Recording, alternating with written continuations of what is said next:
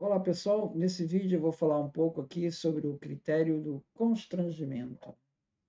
Uma conversa que eu tive junto com o Wesley do canal Teologúmena, né? Eu vou trazer aqui algumas das observações aí com relação a esse critério daí, né?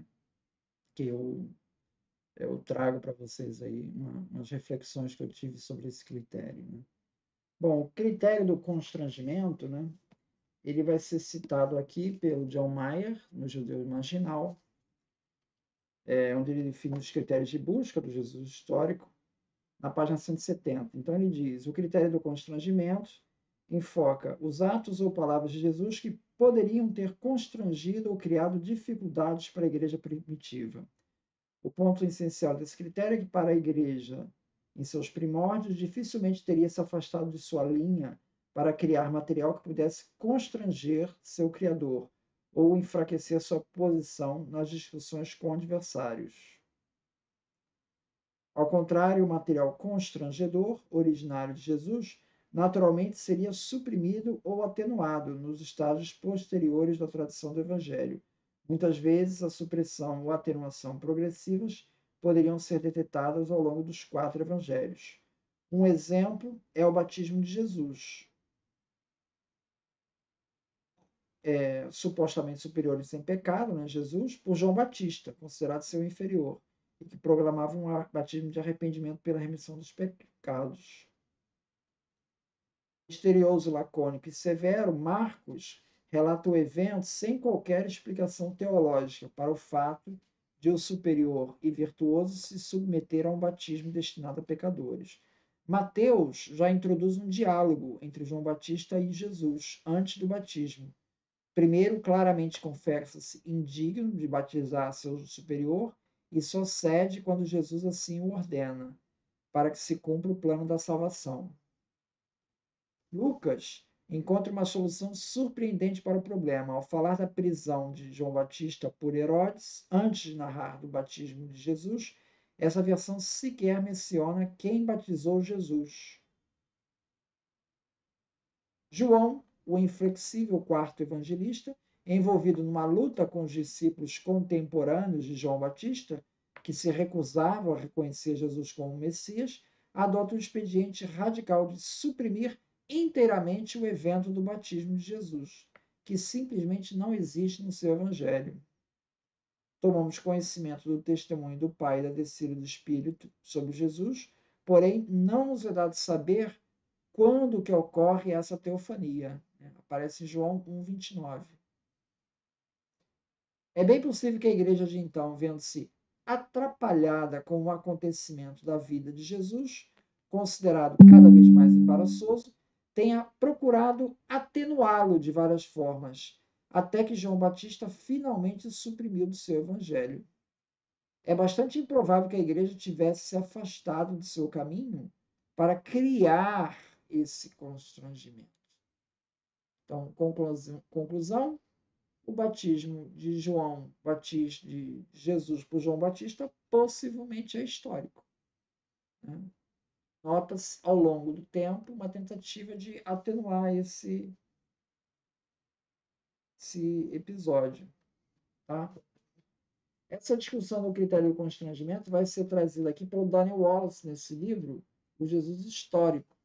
Tem um capítulo que ele vai discutir o critério do constrangimento. Ele fala assim: em um contínuo de desilusão com os princípios de autenticidade, o critério de dissimilaridade ou constrangimento é mais esmurrado, ou seja, a pessoa bate nele. Né? Muito disso se deve à bagagem cultural de alguns praticantes, mas é também porque tudo o que esse critério pode produzir é um Jesus excêntrico.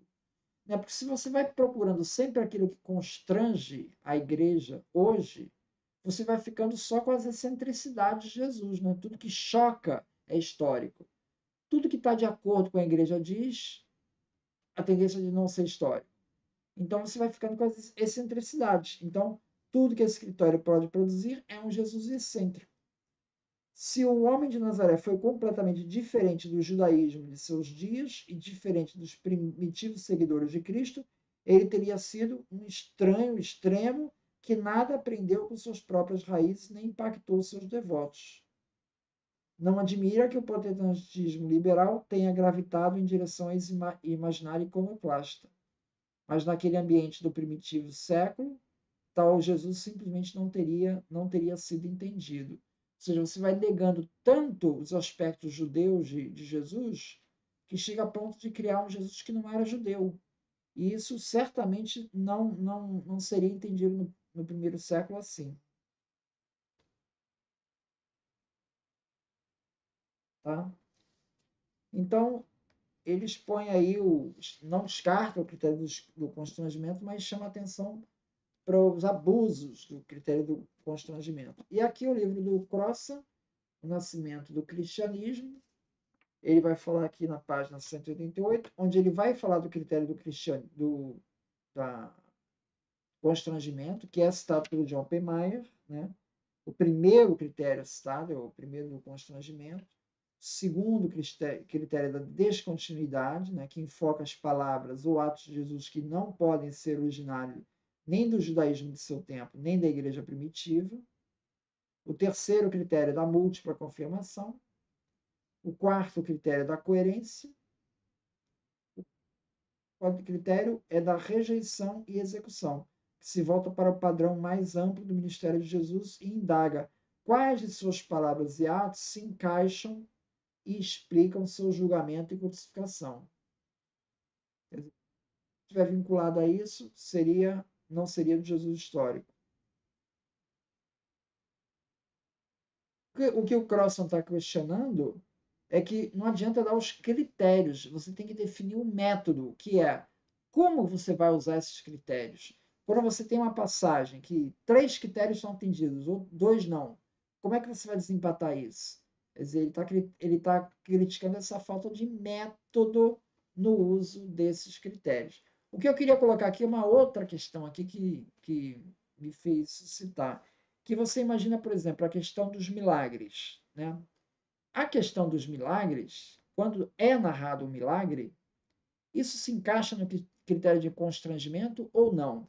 Bom, o que eu coloco aqui é o seguinte: isso vai depender de quando você está fazendo esse exame, né? Porque o critério dos milagres, por um tempo, a igreja, ou melhor, a sociedade, de modo geral, não questionava muito os milagres. Estava dentro da órbita da pessoa aceitar os milagres como algo naturalizado, né? Então, você falar de milagres de Jesus não era muito constrangedor falar. Agora, nos dias de hoje, a lógica se inverteu, né? Ou seja, os milagres são altamente constrangedores, né? Assim, você alegar um milagre sempre tem uma tendência a rejeitar aquilo, né? Um exemplo, você pega o milagre que acontece ali na morte de Jesus, que existe pessoas, santos ressuscitam na morte de Jesus. Está narrado lá em Mateus 27, 51. Santos ressuscitam ali no momento que Jesus morre. É, assim, altamente constrangedora essa passagem. Como assim, Santos? Essas pessoas foram para onde e tal? Cria um constrangimento dizer que os santos ressuscitaram. Então, essa passagem daí, ela estar presente hoje, isso representa um constrangimento, né? Porque as pessoas não aceitam mais a questão do milagre, né? As pessoas não aceitam, tendem a naturalizar tudo, né? A tratar tudo como uma lei natural. Agora, na época, no primeiro século, as pessoas tava mais, não era tão, não havia tanta rejeição assim nesse texto, não era tão questionado. Então, assim, não causava tanto constrangimento. O que eu quero colocar é o constrangimento, ele vai depender de que igreja você está falando, porque essa igreja ela foi mudando ao longo do tempo. Então, o que constrange a igreja num momento, como agora, em outro momento pode não ser constrangedor, pode ser até reforçando o papel de Jesus. Num... Então, esse critério teria de ser usado também com essa, com essa ótica. Né? O que vocês acham? Comenta aí nos comentários. Como é que vocês veem essa questão do uso, né, do critério do constrangimento para definir a historicidade de passagens da Escritura. Muito obrigado, então.